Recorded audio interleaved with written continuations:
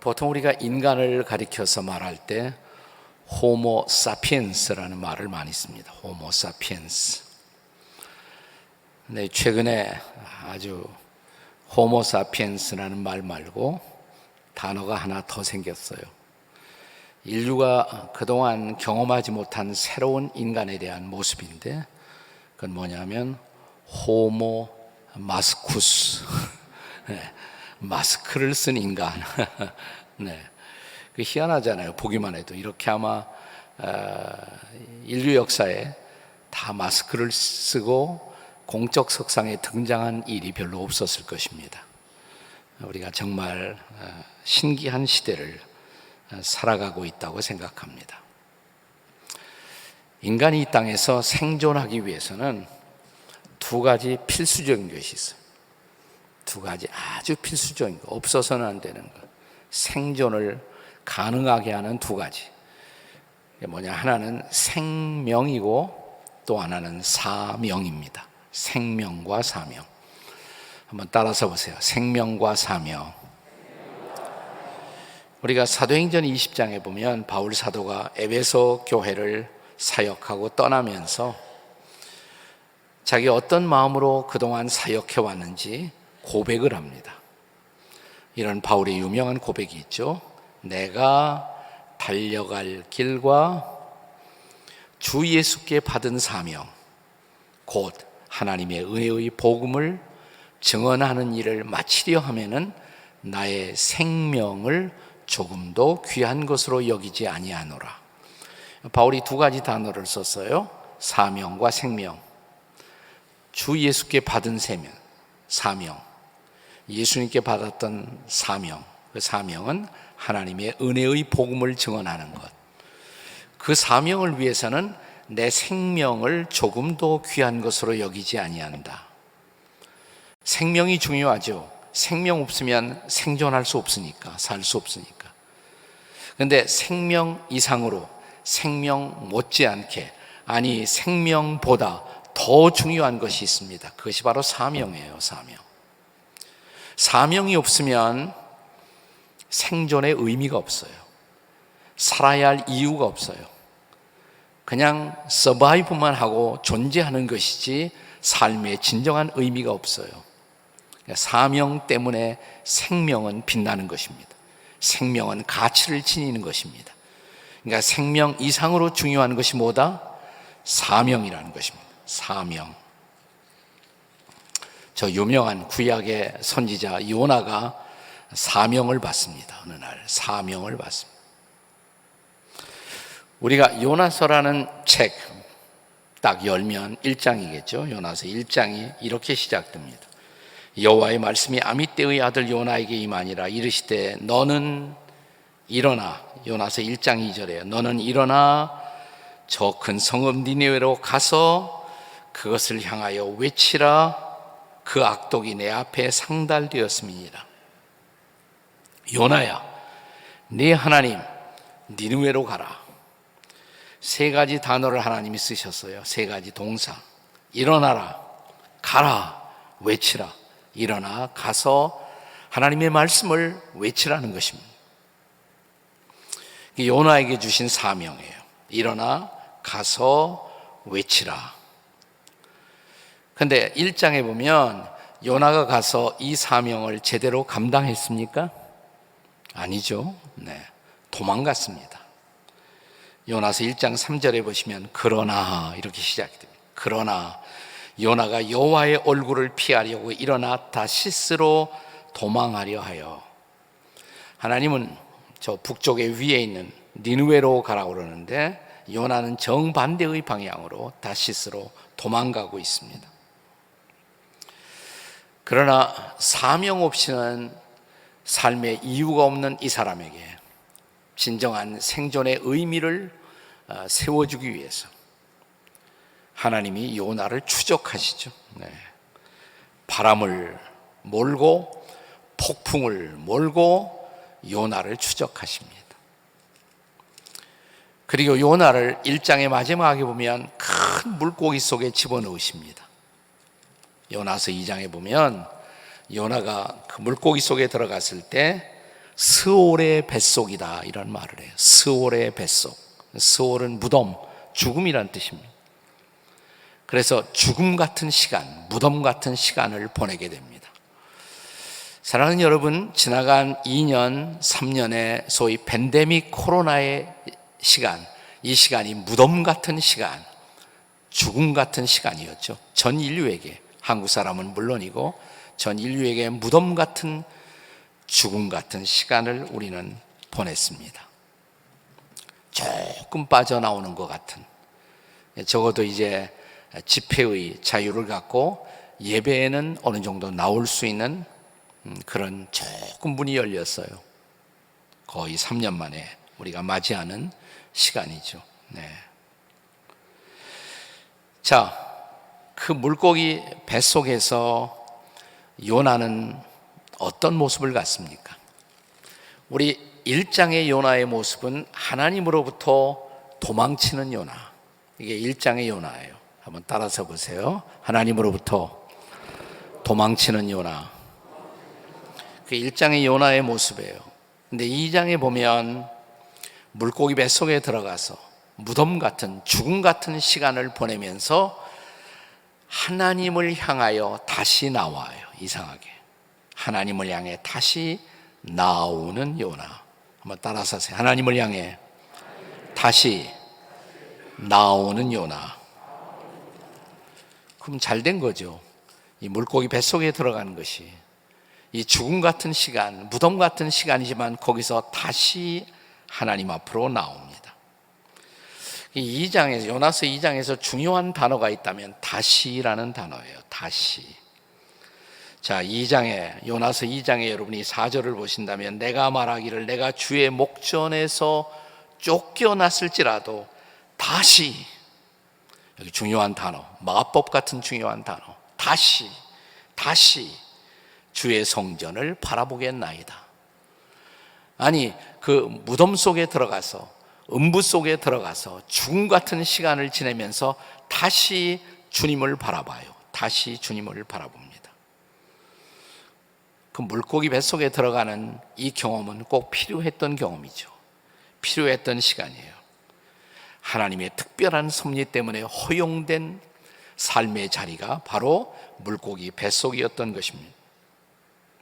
자, 2장, 요나서 2장을 보시면 1절이 이렇게 시작해요. 요나가 물고기 뱃속에서 그의 하나님 여호와께 기도하여. 1장에 보시면 요나가 도망가면서 기도하지 않아요. 네, 잠만 자고 있어요. 그런데 물고기 뱃속에 들어가서 다시 기도가 살아납니다. 기도하기 시작했어요. 그러면서 이렇게 고백합니다. 내가 받는 고난으로 말미암아 여호와께 불러 아뢰었사옵더니. 이 고난 때문에 내가 기도한다 이 말이죠. 그래서 고난은 아무도 좋아할 수 없지만 고난은 필요한 것이고 고난은 유익한 것입니다. 내가 고난으로 말미암아 하나님 여호와 이름을 불렀다는 거예요. 보통 부르는 것이 아니에요. 그 다음에 보시면 내가 스올의 뱃속에서 부르짖었나이다. 너무 힘드니까, 너무 죽을 지경이니까 사경을 헤매면서 부르짖기 시작했어요. 그러니까 부르짖음의 기도가 터져나온 것입니다. 여러분이 전 세계 교회들 가운데서 소위 통성기도, 부르짖음의 기도를 하는 교회는 한국 교회밖에 없어요. 네. 그런데 언제부터 한국 그리스도인들이 이 통성기도를 하게 되었을까?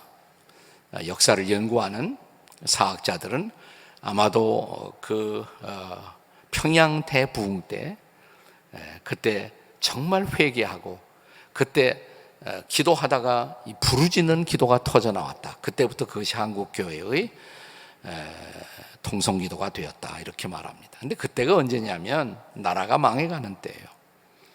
한일 합방을 앞에 두고 민족의 운명이 기울어져가는 그때, 너무 힘들고 너무 어려웠던 그때 나라와 민족을 바라보며 기도하다가 회개하다가 이 부르짖음의 기도가 터져 나왔다는 거예요. 부르짖음의 기도. 그러면서 고백하기를 내가 다시 주님을 바라보겠습니다. 다시 주님을 바라보겠습니다. 이제 그 정도가 아니라 거기서 끝나지 않고 요나서 2장을 쭉 읽어보시면 이제 9절에 가서 이렇게 또 고백을 합니다. 이 물고기 뱃속에서, 스올의 뱃속에서, 죽음의 한복판 속에서 또 이렇게 고백합니다. 나는 감사하는 목소리로 주께 제사를 드리겠나이다. 자, 부르짖고 기도하다가 부르짖음의 기도뿐만 아니라 거기서 비로소 감사가 터져나와요. 하나님 감사합니다. 고난이 다시 기도의 삶을 일으켰고, 고난이 그에게 다시 감사를 가르친 것입니다. 내가 주께 감사를 드리나이다. 그러니까 물고기 뱃속에 꼭 들어갈 필요가 있었던 것이에요. 그래서 어떤 성경학자들은 요나에게 물고기 뱃속은 요나의 신학교 체험이다. 물고기 신학대학. 물고기 신학대학에 들어가는 것이다, 요나가. 신학에서 배워야 할 교훈, 하나님의 교훈을 다 배운 거예요. 그리고 배울 걸 다 배우고 나니까 하나님이 이 물고기 뱃속에서 요나를 토해내셨습니다. 그래서 6절로 나오잖아요. 2장 제일 마지막에 보면 여호와께서 그 물고기에게 말씀하시며 요나를 육지에 토하니라 그랬어요. 그래서 어떤 신학자들은 그 순간이 요나가 물고기 신학대학을 졸업하는 날이다 그랬어요. 배울 걸 배웠기 때문에, 배워야 할 하나님의 레슨을 배웠기 때문에 이제 그 뱃속에서 나와요. 거기서 기도를 배우고 거기서 감사를 배우고 나오는 것입니다. 저는 지나간 2년, 3년 우리가 지나고 있는 팬데믹 코로나의 시간이 바로 요나의 물고기 뱃속 같은 시간이 아니었을까. 근데 왜 끝날 것 같으면서 끝나지 않을까? 우리가 제대로 배워야 할 레슨, 하나님의 교훈을 다 배우고 나면 저는 코로나 팬데믹에서 우리가 반드시 그리고 속히 곧 해방될 줄로 믿습니다. 근데 끝날 것 같으면서 안 끝나고 또 뭐 다른 변이 바이러스가 또 온다 이런 속색이잖아요. 왜 그럴까? 어쩌면 배워야 할 레슨을 아직도 우리가 다 배우지 못했기 때문에 그렇죠? 다 배우고 나면 해방, 졸업하고 코로나에서 졸업시켜 주실 줄 믿습니다. 옆에 사람에게 빨리 배웁시다, 졸업합시다. 다 같이 시작. 빨리 배웁시다, 졸업합시다. 코로나에서 빨리 하나님의 교훈을 배우고 우리가 졸업을 해야 돼요. 그리고 딱 나왔더니 이제 3장이 시작되잖아요. 3장. 자, 1장에서의 요나는 하나님으로부터 도망치는 요나. 2장에서의 요나는 하나님을 향해 다시 달려오는, 다시 나아오고 있는 요나. 그리고 3장이 딱 돼요. 3장. 오늘 본문이 3장이잖아요. 자, 3장 1절 이렇게 시작됩니다. 여호와의 말씀이 두 번째 요나에게 임하니라. 두 번째 임했다는, 첫 번째가 아니에요. 뭐라고 말씀하십니까? 오늘 본문 2절, 3장 2절 다 같이 읽습니다. 시작. 일어나 저 큰 성읍 니느웨로 가서 내가 네게 명한 바를 그들에게 선포하라 하신지라. 이게 두 번째다 이 말이에요.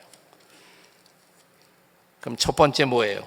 1장 2절을 다시 돌아가서 보시면 1장 2절에 하나님이 요나에게 너는 일어나서 저 큰 성읍 니느웨로 가서 외치라, 선포하라. 일어나라, 가라, 외치라, 선포하라. 1장 2절이에요. 그런데 오늘 본문 3장 2절입니다. 3장 일어나라 저 큰 성읍 니느웨로 가서 내가 네게 명한 바를 그들에게 선포하라. 또 세 단어가 나오잖아요. 일어나라, 가라, 선포하라. 몇 번째 말씀? 두 번째 말씀이에요. 두 번째. 네, 두 번째 말씀을 주신 이유, 요나 개인뿐만 아니라 니느웨에 살고 있던 모든 사람들에게, 또 하나님의 백성들에게도 두 번째 기회를 주시기 위해서, 두 번째 기회, the second chance, 두 번째 기회를 주시기 위해서 하나님이 두 번째 말씀하시는 거예요. 일어나라, 가서 선포하라. 어떻게 했습니까? 자, 3장 2절 이제 읽었고 3장 3절. 자, 3장 3절 읽어봐요. 다 같이 시작. 요나가 여호와의 말씀대로 일어나서 니느웨로 가니라. 니느웨는 사흘 동안 걸을 만큼 하나님 앞에 큰 성읍이더라. 네. 말씀대로 일어나서 하나님과 함께 달리고 있습니다. 하나님과 함께 걷고 있습니다. 하나님과 함께 일하고 있습니다. 네, 짧은 시간이지만 요나서를 전체적으로 커버해 보는 거예요. 제가 요나서를 6개월 동안 설교한 일이 있습니다. 지금 30분 동안에 요나서를 다 커버하는 것입니다. 자, 1장의 요나는 뭐예요? 하나님으로부터 도망치는 요나. 2장의 요나는 하나님을 향해 다시 나오고 있는 요나. 근데 3장의 요나는 뭐냐? 하나님과 함께 일하고 있는 요나. 하나님과 함께 달리는 요나. 하나님과 함께 하나님의 말씀을 받고 니느웨로 가서 사역하고 있는 요나의 모습을 보여주고 있습니다. 두 번째 말씀을 받고 비로소 그는 하나님 앞에 제대로 반응을 하는 것입니다. 저는 우리가 요나에게서 배웠으면 좋겠어요. 요나의 메시지는 구약 성경 옛날에 있었던 요나를 향한 말씀일 뿐 아니라 오늘 이 시대를 살고 있는 요나를 향한 요나를 향한 말씀이에요. 자, 요나의 메시지는 누구를 위한 메시지다? 다 같이 가슴을 치면서 요나, 요나를 향한 메시지예요. 여기 두 번째 기회를 주시기 위해서 두 번째 말씀을 하세요. 일어나라, 가서 선포하라. 내가 너에게 준 사명을 감당하라, 이 말이에요. 사명을 감당하라. 나는 너에게 사명을 주었다. 그래서 네가 살고 있는 것이다. 저 유명한 아프리카의 선교사로 수많은 기적 같은 전설을 남겼던 리빙스톤이 한 말, 나는 나의 사명을 다할 때까지는 죽지 않는다. I shall not die until my work is done. 내 일이 다할 때까지 나는 결코 죽지 않는다. 우리가 살아있는 이유, 아직 할 일이 있어요. 아직 할 일이 있어요. 믿습니까, 여러분? 아직 사명이 있어요. 그래서 살고 있는 것이에요. 그러면 그 사명을 제대로 감당해야 옳지 않겠습니까? 두 번째 주시는 기회, 두 번째 주시는 말씀 앞에 우리는 어떻게 반응해야 할까요? 어떻게 반응할까? 우선 첫째로 두 번째 반복되는 말씀을 잘 들어야죠. 잘 경청을 해야 돼요. 두 번씩이나 말씀하신다는 것은 너무 중요하기 때문에, 그대로 지나칠 수 없는 말씀이기 때문에 하나님이 두 번씩 강조해서 반복하시죠. 여러분, 우리 신약 성경에도 복음서에 보시면 예수님이 말씀하실 때 이런 표현을 자주 쓰시죠. 내가 진실로 너에게 이르노니. 그 진실로 하는 말은 본래 원문에 아멘이란 단어예요. 아멘, 아멘이라는 말입니다. 진실로 두 번. 그러니까 우리가 진실로 하기 위해서는 아멘도 때로는 한 번 하지 말고 몇 번? 두 번. 믿으십니까, 여러분? 두 번 해야지. 아멘, 아멘. 네, 아멘, 아멘. 네, 두 번씩 하세요. 예수님이 당신이 사랑하는 사람들을 부르실 때도 한 번 부르지 않아요. 두 번 부르세요. 시몬아, 시몬아. 마르다야, 마르다야. 마리아야, 마리아야. 나사로야, 나사로야. 예수님이 두 번씩 부르세요. 두 번씩. 너무 중요하기 때문에. 네. 구약에도 보면 사무엘아, 사무엘아. 하나님이 두 번씩 부르시며 다가오십니다. 그리고 말씀을 반복하십니다. 너무 중요하기 때문에. 그럼 제대로 들어야지. 두 번씩이나 내 이름 부르시며 두 번씩이나 반복하시는 말씀 얼마나 중요해요. 잘 들어야죠. 욥기 33장 14절을 보았더니 이런 말씀이 있어요. 따라서 한번 읽으세요. 하나님이 한 번 말씀하시고 다시 말씀하시되 사람들이 관심이 없도다. 여기 안타까운 하나님의 마음이 기록되고 있어요. 하나님이 한 번 말씀하시고 다시 말씀하시되 인생들이, 사람들이 관심을 갖지 않는다. 두 번씩이나 말씀하시는데 너무 중요해서 이것 없으면 우리 인생이 아무런 의미를 상실해 버리기 때문에 너무 중요한 말씀이어서 2번씩이나 강조하시고 반복하시는 말씀 잘 듣는 여러분과 제가 되시기를 주의 이름으로 축원합니다. 예.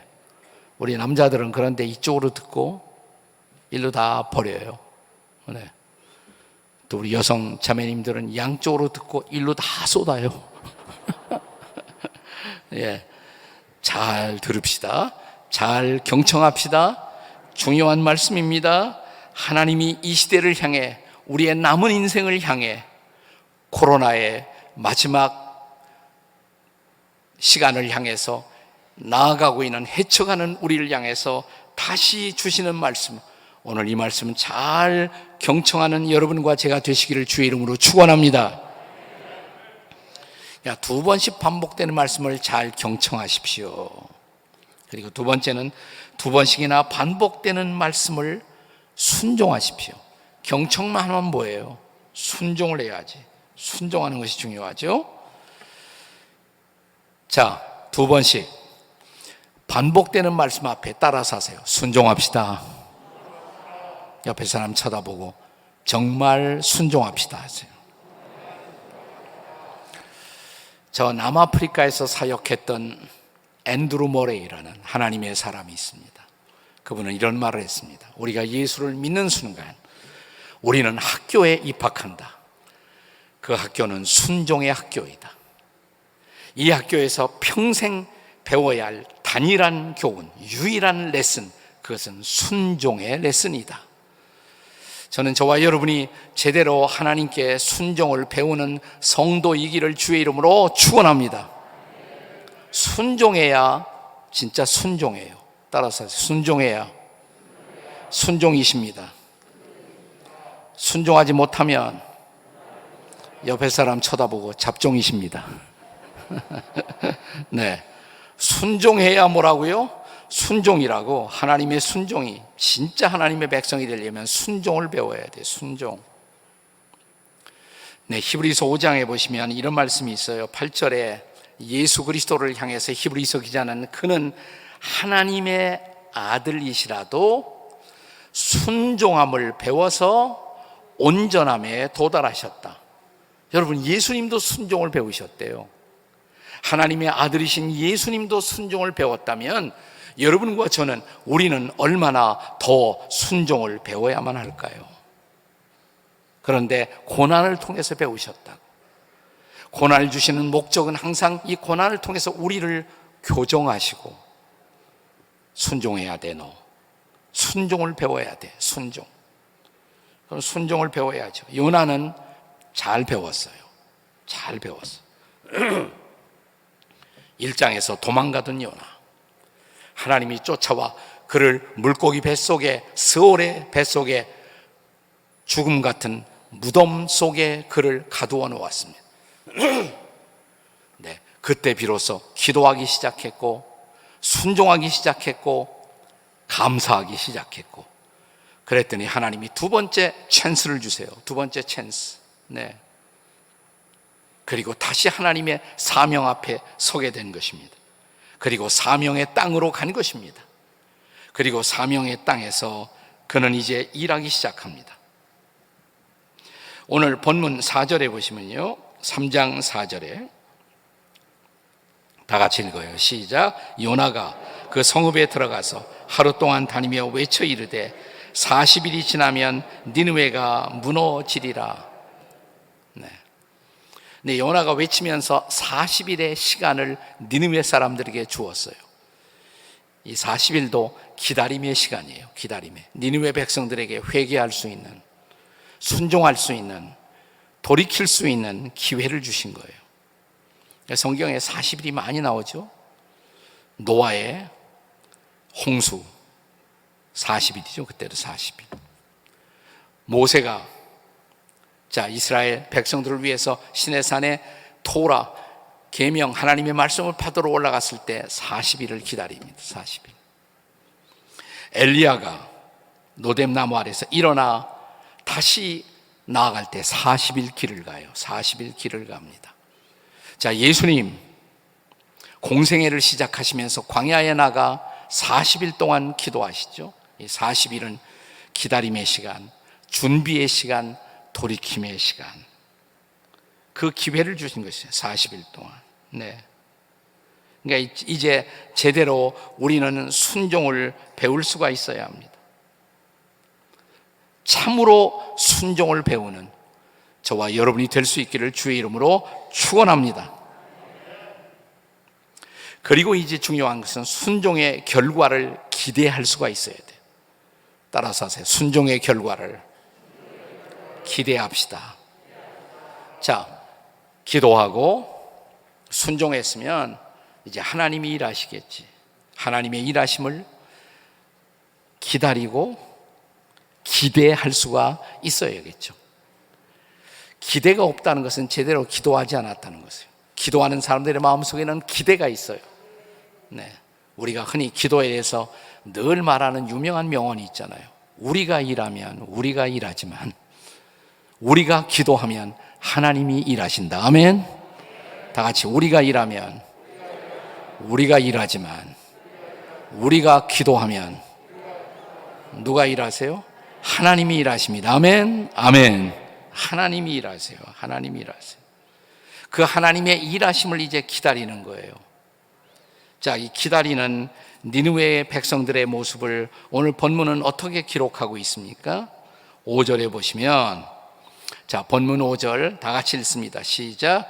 니느웨 사람들이 하나님을 믿고 금식을 선포하고 높고 낮은 자를 막론하고 굵은 베옷을 입은지라 그랬습니다. 네. 자, 높고 낮은 자를 막론하고 왕에서부터 이름 모를 서민에 이르기까지 그들이 다 베옷을 입었어요. 슬픔의 표시예요. 회개하는 표시입니다. 슬픔의 베옷을 입고 회개하며 이제 하나님을 기다리고 있는 모습에 하나님의 간섭을, 하나님의 개입을, 하나님의 일하심을 기다리고 있는 것이에요. 자, 6절, 본문의 6절입니다. 6절 다 같이 읽겠습니다. 시작. 그 일이 니느웨 왕에게 들림에 왕이 보좌에서 일어나 왕복을 벗고 굵은 베옷을 입고 제 위에 앉으니라. 예, 왕에서부터 시작해갖고 왕복을 다 벗었어요. 왕복을. 기도할 때는 왕과 서민이 따로 없어요. 하나님 앞에 꽃같이 연약한 피조물로 전능자의 도우심을 구하시는 자리, 그 자리에 왕도 선 것입니다. 베옷을 입었습니다. 왕도 제 위에 앉았습니다. 이 죄는 진정한 뉘우침의 표시, 돌이킴의 표시, 회개의 표시가 아니겠습니까? 그리고 하나님의 일하심과 하나님의 개입하심과 하나님의 간섭하심을 기다리고 있어요. 어떤 일이 벌어졌습니까? 우리가 요나서 3장을 조금 더 읽어 내려가면 드디어 9절에 이런 말씀이 나와요. 하나님이 뜻을 돌이키시고 그 진노를 그치사. 뜻을 돌이키시고 진노를 그치사. 우리가 배워야 할 레슨을 배우고 정말 회개의 자리에 서서 주님 앞에 돌이키고 기도할 때 여러분, 인류 역사에 새로운 일이, 이 한국 땅에도 새 일이 시작될 것입니다. 무슨 일? 하나님이 뜻을 돌이키시고 코로나를 그치시사 우리를 멸망치 않게 하시리라. 아멘. 이 일이 벌어질 것입니다. 우리는 하나님의 뜻을 말할 때 항상 두 가지로 나누어서 말해야 돼요. 절대적인 하나님의 뜻, 그건 변경할 수 없는 하나님의 뜻이에요. 역사를 향한 하나님의 계획이 있습니다. 창조의 계획, 뭐 이런 타락의 계획, 구속, 구원의 계획, 다시 오심의 역사 완성의 계획, 이런 건 변할 수 없는 거예요. 절대적인 하나님의 뜻이에요. 절대적인 하나님, 그건 변하지 않아요. 그런데 하나님이 하나님의 절대적인 뜻만 가지고 우리의 삶에 다가오신 것이 아니에요. 하나님의 뜻 가운데는 상대적인 뜻도 있어요. 상대적인 뜻. 예를 들어서 하나님이 히스기야의 목숨을 가져가겠다고 작정하셨지만 히스기야가 회개하고 막 기도하니까 하나님이 어떻게 하셨어요? 뜻을 돌이키시고 생명을 연장시켜 주셨어요. 이런 건 상대적인 계획이에요. 상대적인 뜻이 많아요. 그만큼 하나님은 상대적인 자유를 우리에게 주셨어요. 이 자유를 어떻게 사용하느냐, 이것은 우리의 책임인 것입니다. 이 자유를 잘 사용해서 하나님 앞에 제대로 반응하면 하나님이 때때로 우리의 목숨 가져가려다가 그래, 넌 조금 더 살아라. 그리고 하나님이 아예 우리에게서 모든 사명을 거두어 가시려다가 아니야, 내가 기회를 주겠다. 너는 그 사명 다 마치고 내 앞에 서야 돼. 이런 게 다 상대적인 하나님의 계획들이에요. 상대적인 하나님의 뜻이에요.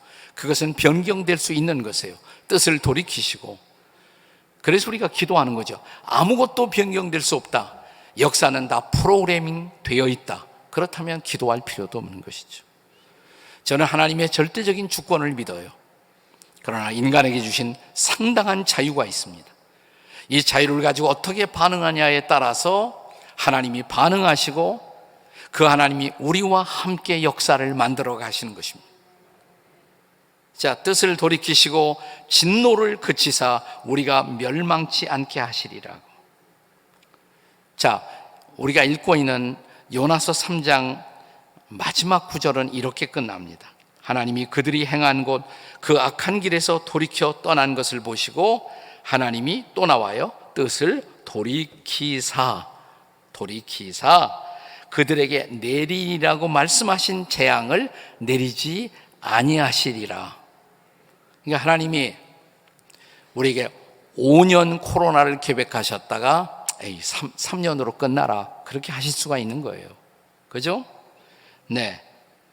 그러므로 사랑하는 여러분, 중요한 것은 정말 우리가 하나님이 말씀하실 때 그 말씀을 잘 경청하고 순종하고 우리가 참으로 회개하고 그리고 기다리면, 하나님의 개입하심과 역사하심을 기다리면, 사랑하는 여러분, 그렇습니다. 코로나가 끝날 것입니다. 새 역사가 벌어질 것입니다. 인류는 새로운 기회를 보게 될 것입니다. 한국 교회도 새로운 기회를 다시 맞이하게 될 것입니다. 우리도 일어날 것입니다. 우리 가정에도 새로운 기회가, 놀라운 기회가 찾아올 것입니다. 제가 좋아하는 이야기 하나 같이 마지막으로 나눌게요.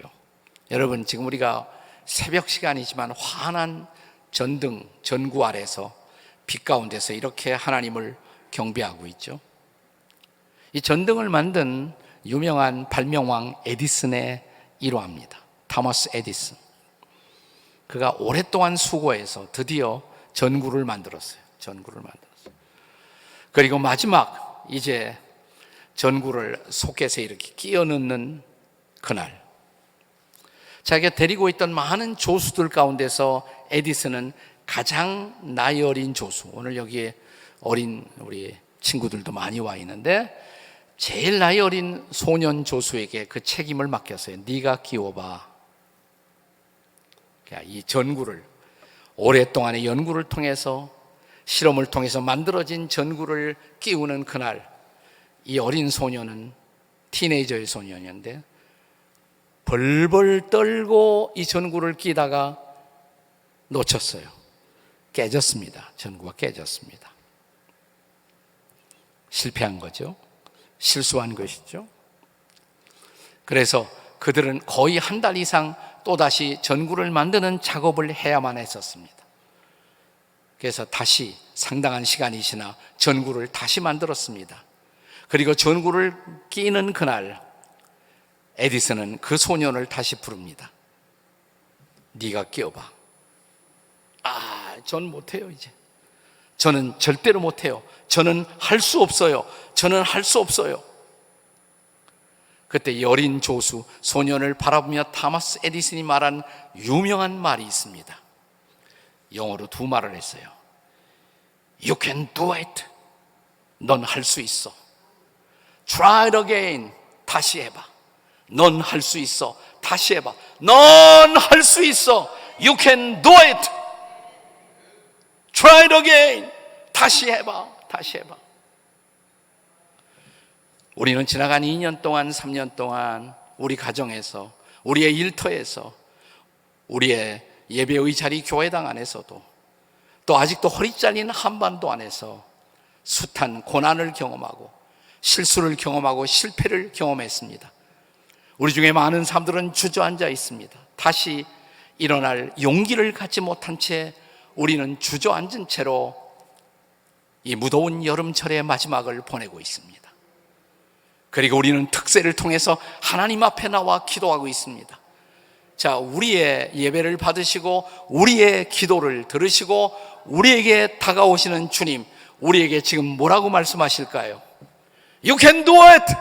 할 수 있어! 다시 일어나! 다시 예배하라고! 다시 기도하라고! 다시 공부하라고! 다시 사업하라고! You can do it!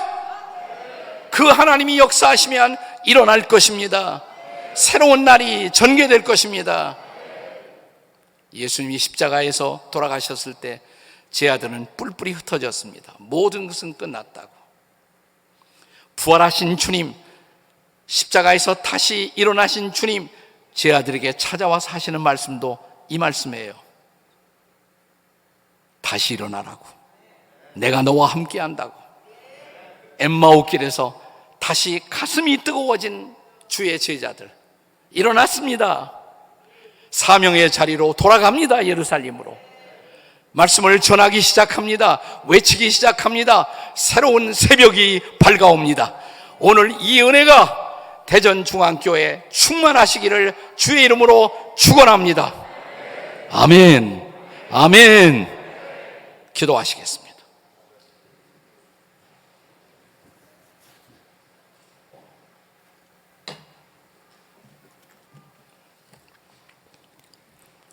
조용히 여러분의 오른손을 가슴에 한번 얹어 보세요. 오른손을 가슴에 얹고 그동안 주저앉아 있었던 사람들, 일어날 힘이 없었던 분들, 몸이 아프고 마음이 아프고 가정이 흔들리고 사업이 흔들리고 또 교회도 많이 흔들렸습니다. 그러나 우리는 믿습니다. 우리에게 다시 찾아오셔서 두 번째 기회를 주시는 자비로우신 하나님, 은혜를 주십시오. 다시 은혜를 주세요. 다시 우리를 만져주세요. 사랑하는 당신의 백성들입니다. 저들의 마음을 만져주시고 저들의 상처를 만져주시고 저들을 힘들고 넘어지게 만들었던 모든 좌절과 실망의 영들은 떠날지어다. 부활의 영이여 임하여 주시옵소서. 성령이여 임하여 주시옵소서. 치료해 주시옵소서. 다시 사명 받게 해 주시옵소서. 다시 일어나게 도와주시옵소서. 다시 달리게 도와주시옵소서. 가정이 회복될지어다. 우리의 사업도 회복될지어다. 우리 민족도 통일의 평화로운 그날을 향해 다시 달리게 도와주시옵소서. 성령이 오늘 아침 역사에 주시옵소서. 두 번째 은혜를 경험하게 도와주시옵소서. 우리 계속 기도할 때 이제 우리 담임 목사님 인도에 따라서 여러분 주님 앞에 나오시기 바랍니다.